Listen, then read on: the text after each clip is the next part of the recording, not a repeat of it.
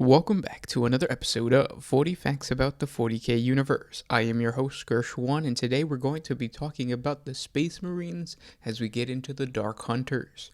If you're new to the channel, subscribe. We post Warhammer 40K lore videos every single day, and if you have any suggestions, please comment down below. Now, don't forget to thank our patrons on Patreon. It's because of them that we can do this. Link in the description if you guys want to support us. But with that said, let's get into 40 Facts on the Space Marine chapter known as the Dark Hunters. The Dark Hunters is a loyalist Space Marine chapter created in the 37th millennium during the dark days of the Ecclusiad War, a major conflict on the northwestern fringe of the Segmentum Obscurus between the Imperium of Man and the rogue tech priests known as the Apostles of the Blind King.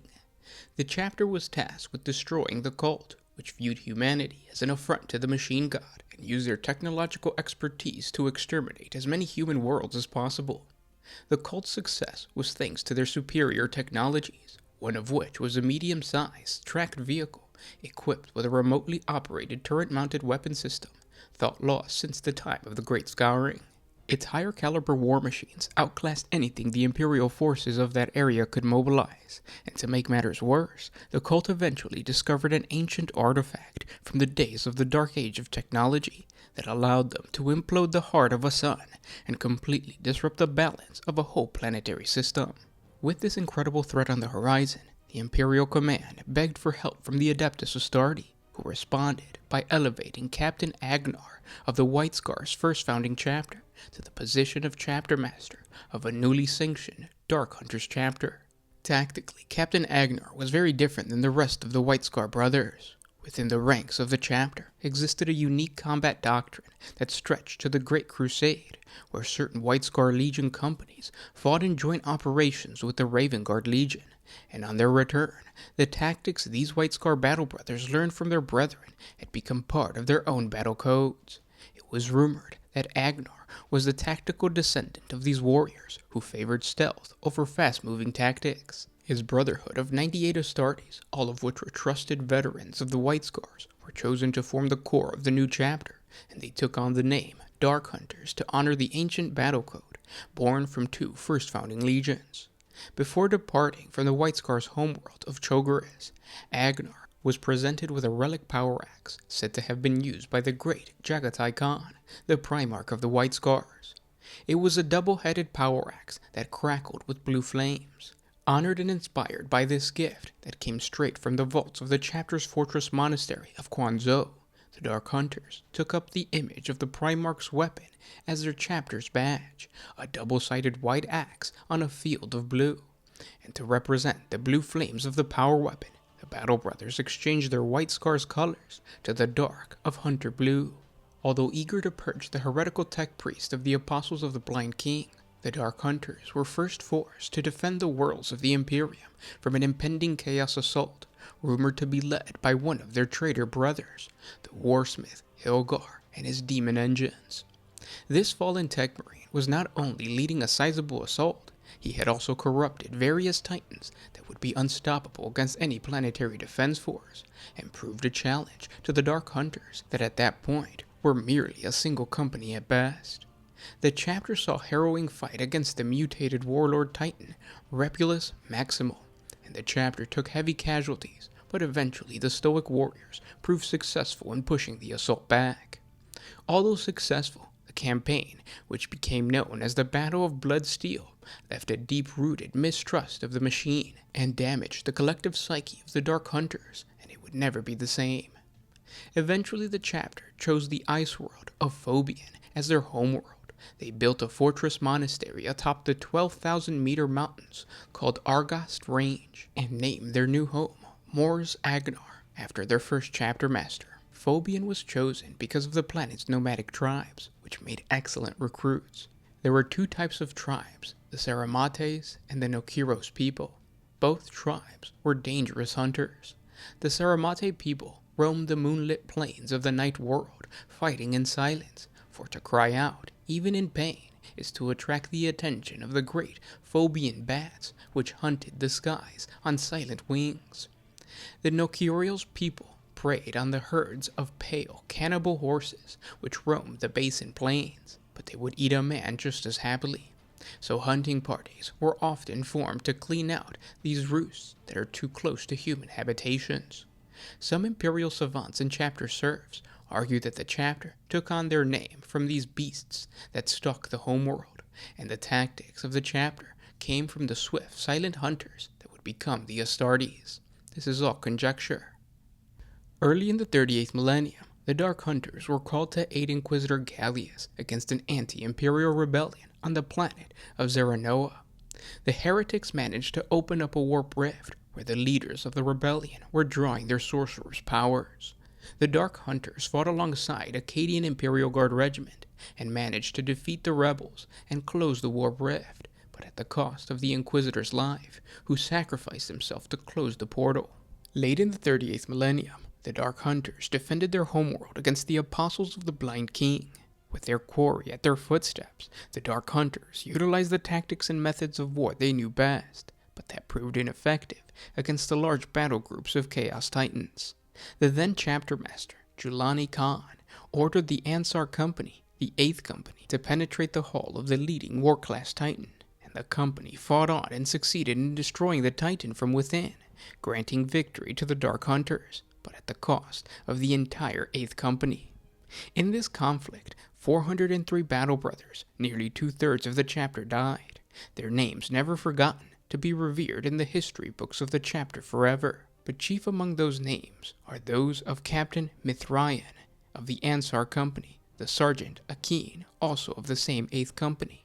Their deaths and those of their brethren herald a new beginning for the chapter and a new method of making war, becoming shadows of their former selves. And to mark this eclipse, they took on a new motto, Umbra Sumus, we are shadows.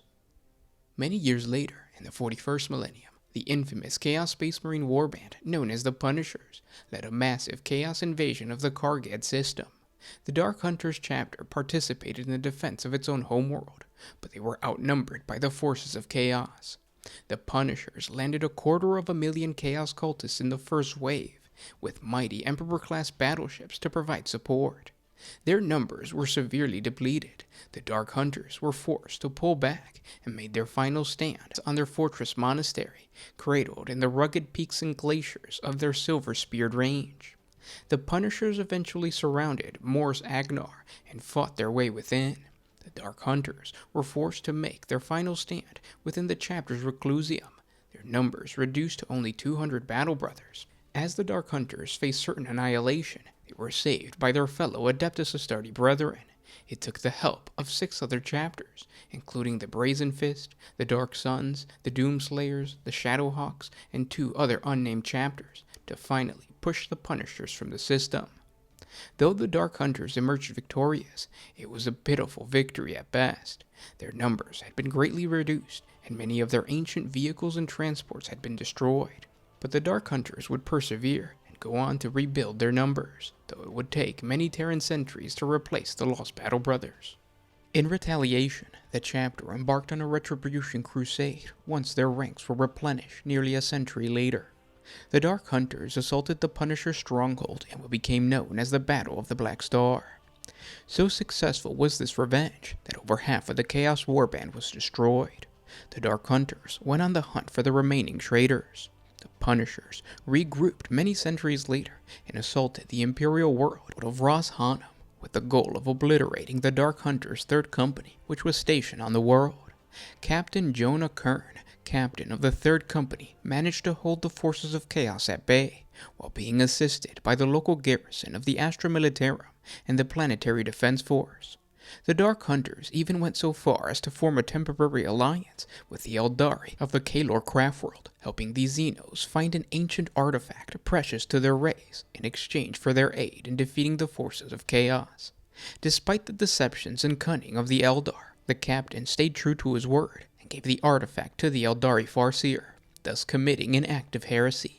The remaining Imperial and Eldari forces were able to hold the Punishers long enough for the remainder of the Dark Hunters chapter to arrive with Astarte allies drawn from other chapters. After defeating the forces of Chaos and putting an end to the Second Punisher War, Captain Kern was taken back to his chapter homeworld. There he was taken into custody by the Inquisition to answer for the crime of aiding a Xeno race. With the success of eliminating the Chaos Menace in their sector, the Dark Hunters turned their sight onto other major threats. In what became known as the Delrin campaign, a single Dark Hunter battle company held the entrance to the Cathedral of the Emperor Ossified on the world of Delrin for 5 Terran years against the Orcs of Wa Nagrod, displaying an extraordinary level of fortitude and combat resilience even for the transhuman Adeptus Astartes. Chaplain Hyron of the Dark Hunters' 4th Company earned a bloody reputation over the course of the Delrin campaign. It was Hyron who rallied his brothers again and again to drive back the seemingly endless tide of orcs. Nights on the moon of Delrin lasted for solar months or even Terran years, and towards the end of the campaign, the battered veterans of Hyron's command squad had become known as the Conclave of Midnight, survivors of the endless war with the darkness. The Conclave slaughtered the Orc war boss on the steps of the Cathedral of the Emperor Ossified in the final days of the conflict. They were then able to oversee the demise of Wa Nagrod in the storm of blood and fire. The Orcs continued to be a menace during the Rust Hunt, a campaign fought between the Dark Hunters and the ramshackled Blitz Brigade of the Blood Axe's tank boss, Badfrag, on the world of Nar. Using the world's constant blizzards to their advantage, the Dark Hunters fought a successful hit-and-run war that slowly whittled away the tank boss's forces, though Badfrag managed to escape after killing many of the Astartes. The Dark Hunters even had encounters against the Tyranids when High Fleet Leviathan invaded the world of Lona, only to face stiff resistance from the chapter. The truth was that the Raven Guard were using the Dark Hunters as bait to spring an elaborate trap that slew a dozen Hive Tyrants. Imperial warriors, from the Imperial Guard all the way up to other Adeptus Astartes chapters, view the Dark Hunters with respect and admiration. The chapter has replenished its ranks with Primaris Astartes, and continues to hold a reputation for being hardy and resolute warriors.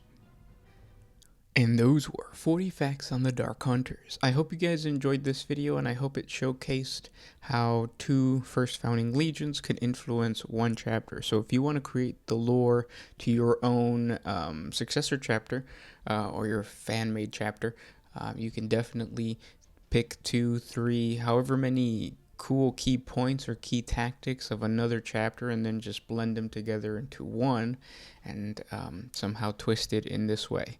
And then don't forget that even with traitor chapters, traitor legions, after the Horus Heresy broke out, a lot of loyalists that came from traitor chapters did basically fight for the Imperium, or fight for the Emperor.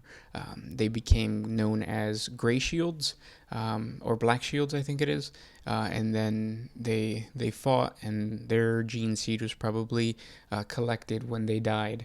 And if you want to create a loyalist Space Marine chapter that not only has gene seed from like a loyalist chapter, but also gene seed from, like, let's say the World Eaters or the Thousand Suns, you can still do that. And highlighting these types of chapters is a lot of fun. So if you do come up with a cool fan lore idea, comment down in the comment section below, hit us up on Instagram or Facebook, and we would love to share that with you guys. Now again, I hope you guys are enjoying all of this content. Thank our patrons on Patreon. If you guys want to support us, it's $1 a month. The link is down in the description below. It'll take you to the Patreon page, and it's just $1. If not, we also have objective markers. So if you actually play the tabletop, the link to the objective markers is in the description as well. Great for gifts for this coming Christmas. But yeah, I hope you guys enjoyed this video, and I'll talk to you tomorrow. This is Gershwan with One Mind Syndicate signing out. Always